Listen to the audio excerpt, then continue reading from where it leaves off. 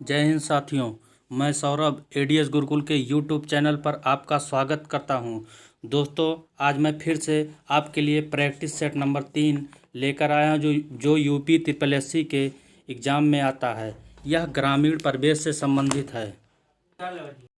तो साथियों, शुरू करने से पहले एक बार ज़रा इस चैनल को लाइक, सब्सक्राइब और शेयर ज़रूर कर दें। तो शुरू करते हैं दोस्तों। हमारा पहला क्वेश्चन है, उत्तर प्रदेश में पाए जाने वाले थारू जनजाति के विषय में कौन सा कथन सही है। थारू जनजाति, मैं आपको बता दूं, ये बिहार के चंपारण जिले में और उत्तराखंड के नैनीताल और ऊधम सिंह नगर में पाया जाता है थारू जनजाति।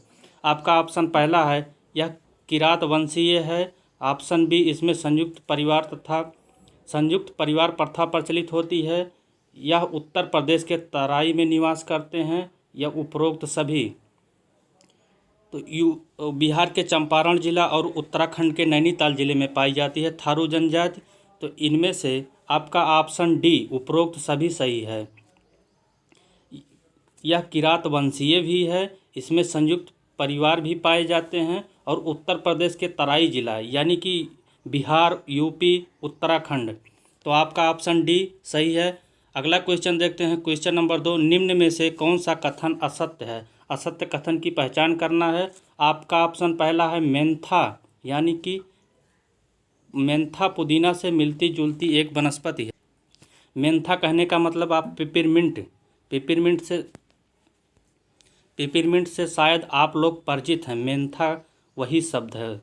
मेंथा पुदीना से मिलती जुलती एक वनस्पति है। यह ऑप्शन सही है आपका। राज्य के बाराबंकी, बदायूं, रामपुर, कन्नौज, जालौन आदि पश्चिमी जिलों में मेंथा की खेती होती है।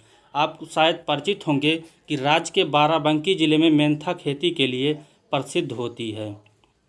यह ऑप्शन आपका सही है। आपका ऑप्शन सी, मेंथा ऑयल की शुद्धता की जांच करने के लिए कन्नौज में एक fragrance and flavour development centre FFDC की स्थापना की गई थी।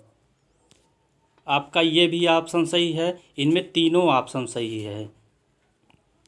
अगले क्वेश्चन की तरफ बढ़ते हैं। क्वेश्चन नंबर 3, राज्य कृषि विभाग द्वारा कौन सा मासिक बुलेटिन प्रकाशित किया जाता है। राज्य कृषि विभाग द्वारा, मासिक बुलेटिन कहने का मतलब समाचार पत्र होता है। तो राज्य कृषि विभाग द्वारा कौन सा मासिक बुलेटिन प्राप्त होता है। कृषि दर्शन, खेतीबाड़ी, कृषि विज्ञान या कृषि चिंतन। तो दोस्तों, आपका ऑप्शन डी, कृषि चिंतन, जो राज्य कृषि विभाग द्वारा प्रकाशित किया जाता है। अगले क्वेश्चन की तरफ, निम्न में से कौन सा आंवला की प्रमुख प्रजाति नहीं है। आंवला की प्रजाति क्या नहीं है। कंचन, कृष्ण, ललित सुरखा या बनारसी।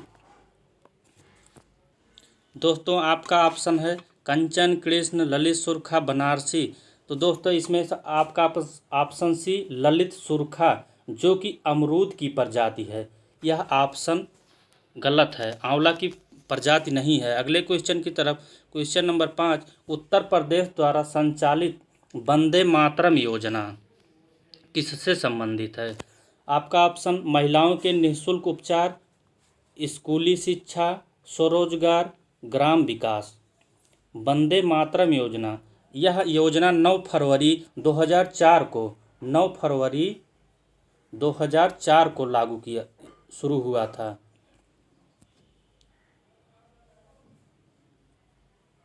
तो यह योजना महिलाओं के निःशुल्क उपचार से संबंधित है। अगले क्वेश्चन की तरफ, क्वेश्चन नंबर 6, राज्य का कौन सा नगर बर्तनों का शहर या पीतल की नगरी के रूप में जाना जाता है। शायद इसका आंसर आप लोगों को पता होगा कि इसका आंसर मुरादाबाद, जो कि नगर बर्तनों का शहर या पीतल नगरी के रूप में जाना जाता है। अगला क्वेश्चन, भारतीय पशु चिकित्सा अनुसंधान संस्थान उत्तर प्रदेश के किस स्थान पर अवस्थित है। उत्तर प्रदेश में जो भारतीय पशु चिकित्सा अनुसंधान संस्थान है, वह किस जिले में है। गोरखपुर, बांदा, कानपुर, बरेली। तो दोस्तों, भारतीय पशु चिकित्सा अनुसंधान संस्थान यह बरेली जिले में स्थित है। इसकी स्थापना 1889 ईस्वी में की गई थी। दोस्तों, अगले क्वेश्चन की तरफ, क्वेश्चन नंबर 8, खतौनी के संबंध में कौन सा कथन सही नहीं है। आपको चूज करना है कि कौन सा कथन सही नहीं है। आपका ऑप्शन ए है, खतौनी लेखपाल का एक कागजात होता है, इसमें भूमि का ब्यौरा रहता है, नई खतौनी लेखपाल द्वारा 15 नवंबर तक तैयार की जाती है, नए परिवर्तन को इसमें पीली स्याही से अंकित करते हैं। दोस्तों आपको बता दें, इसमें जो खतौनी में नया परिवर्तन होता है वह आपका लाल स्याही से परिवर्तित किया जाता है। तो इसमें आपका ऑप्शन डी गलत है, इसमें पीली स्याही लिखा गया है, यह लाल स्याही होना चाहिए था। अगले क्वेश्चन की तरफ, क्वेश्चन नंबर 9, प्लाट किए गए नक्शे की जांच करने के लिए भूमि तल पर जो लाइन एक दूसरे से दूसरे कोने तक चलाई जाती है उसे क्या कहते हैं। गरीबी लाइन, चेक लाइन, चांदा या कोना कटान। तो दोस्तों इसे हम चांदा कहते हैं। प्लाट में जो एक दूसरे के कोने तक ले जाती है उसे हम चांदा कहते हैं। अगले क्वेश्चन की तरफ, क्वेश्चन नंबर 10, आपका भूमि की पैमाइश का कार्य कौन सा विभाग करता है। भू प्रबंध विभाग, चिकित्सा विभाग, राजस्व विभाग, शिक्षा विभाग। शिक्षा विभाग आपका ऑप्शन गलत हो जाएगा, चिकित्सा विभाग भी गलत हो जाएगा। ऑप्शन ए और ऑप्शन सी में आपको चूज करना है कि भूमि की पैमाइश का कार्य कौन सा विभाग करता है, भू प्रबंध विभाग या राजस्व विभाग। तो दोस्तों राजस्व विभाग आपका भूमि की पैमाइश का कार्य करता है। अगले क्वेश्चन की तरफ, क्वेश्चन नंबर 11, निम्नलिखित में से किसे चकबंदी के अधीन नहीं लिया जा सकता।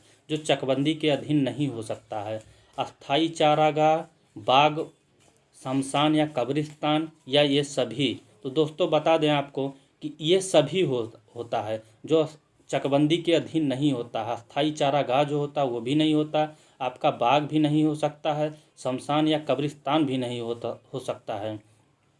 इसलिए आपका ऑप्शन डी सही आंसर है। अगले क्वेश्चन की तरफ, क्वेश्चन नंबर 12, उत्तर प्रदेश जमींदारी उन्मूलन एवं भूमि सुधार अधिनियम कब पारित किया गया था।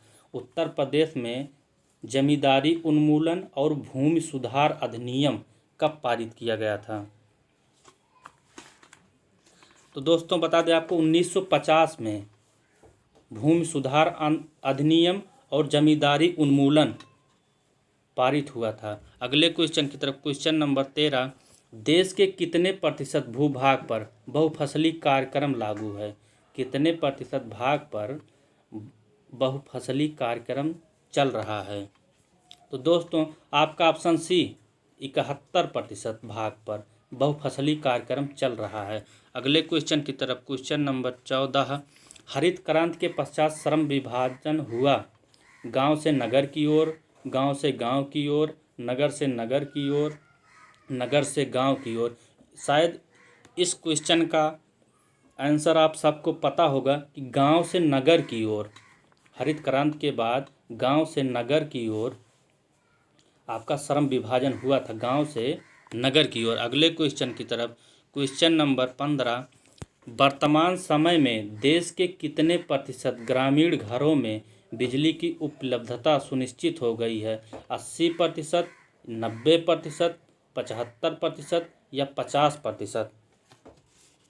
तो दोस्तों वर्तमान समय में यानी कि मई 2022 तक,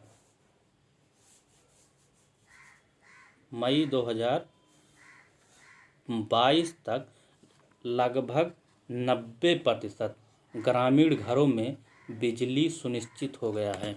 अगले क्वेश्चन की तरफ, क्वेश्चन नंबर 16, निम्न में से कौन भूमि संरक्षण व्यवस्था का उद्देश्य नहीं है।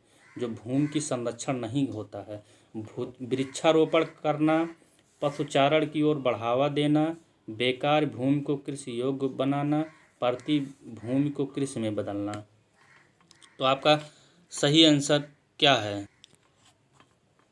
शायद इसका भी आंसर आप लोगों को पता हो गया होगा कि पशुचारण की ओर बढ़ावा देना भूमि संरक्षण में नहीं आ सकता है।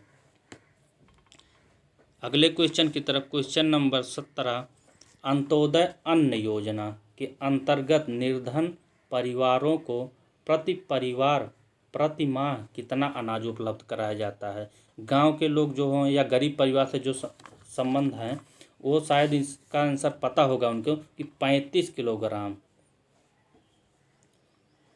प्रति परिवार प्रति माह उपलब्ध होता है। एक बात आपको और बता दें कि अंत्योदय अन्न योजना कब से शुरू हुआ था। अंत्योदय अन्न योजना 25 दिसंबर सन 2000 में शुरू किया गया था। अंत्योदय अन्न योजना जो कि 35 किलोग्राम प्रति परिवार प्रति माह अनाज मिलता है। अगले क्वेश्चन की तरफ, क्वेश्चन नंबर 18, निम्न में से कौन सामाजिक वानिकी का प्रकार नहीं है। ग्रामीण वानिकी, जल वानिकी, शहरी वानिकी या फार्म वानिकी। तो दोस्तों आपका ऑप्शन बी जल वानिकी, ये सामाजिक वानिकी को बढ़ावा नहीं दे सकता है। जल वानिकी, आपका ऑप्शन बी सही है। तो दोस्तों आपका आज का प्रैक्टिस सेट समाप्त हो गया है, जो कि फिर हम मिलते हैं आपके अगले वीडियो में, जो कि आपके लिए हम यूपी SSSC के प्रैक्टिस सेट को अगले वीडियो में लेकर आएंगे, जो कि आपका पेपर यूपी SSSC लेखपाल के लिए बहुत ही यूजफुल है।